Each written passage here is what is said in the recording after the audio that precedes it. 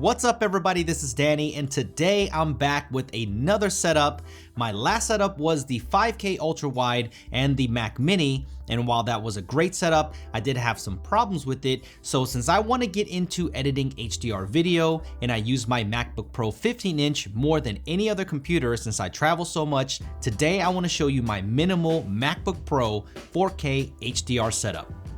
First, I want to thank B&H Photo for sending out the Asus HDR monitor, and Human Scale gave me their Fortis World Chair, Nova lamp, and M-mount monitor arm to try out. So while the base is the same, this really changes things up.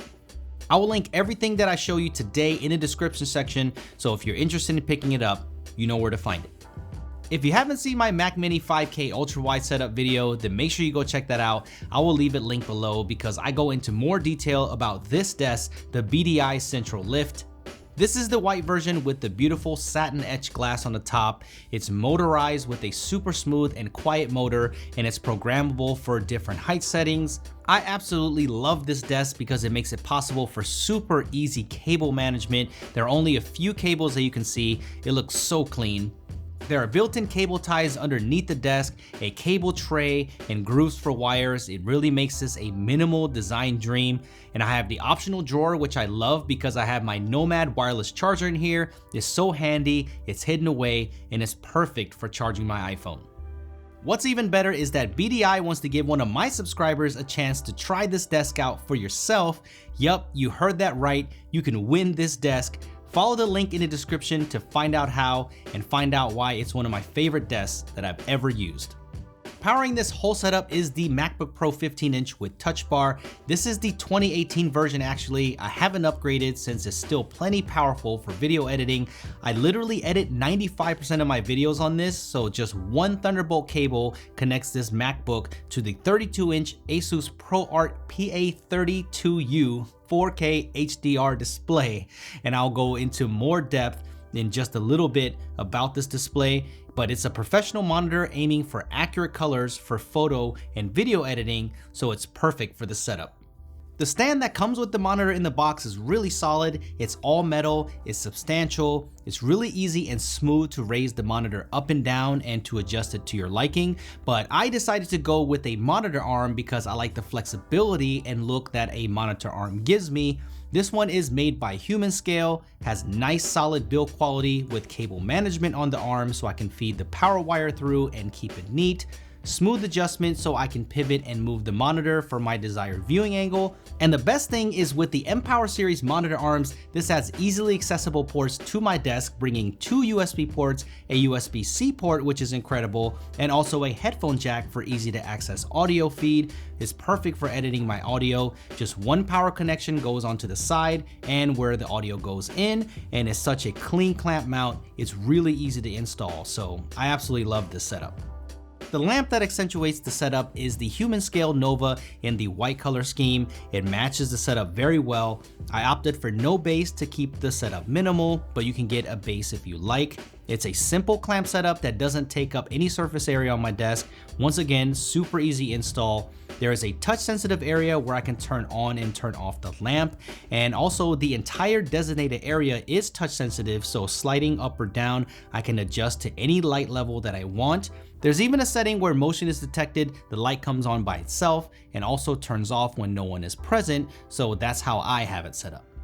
Let's take a little deeper dive into this monitor since it's new to the setup. I know a lot of people are interested in this monitor. For the price, this is a great professional option. It's a big 32-inch 4K IPS monitor with wide color gamut. I love the fact that it has a matte finish, so glare is controlled well for me in my space. It is factory calibrated and there are a lot of options here. One of the reasons why I was so interested in this monitor, there are presets for Rec 2020 and HDR mode, so I can properly edit in an HDR workflow when I get started with that. The colors were nice right out of the box, but I feel like it was a little too saturated, so I would definitely calibrate this monitor. There is a bundle where you can get it with the i1 Display Pro, which I highly recommend. It works perfect with the Asus ProArt display software, but there are other calibrators that are supported too, like the Spider 5 series.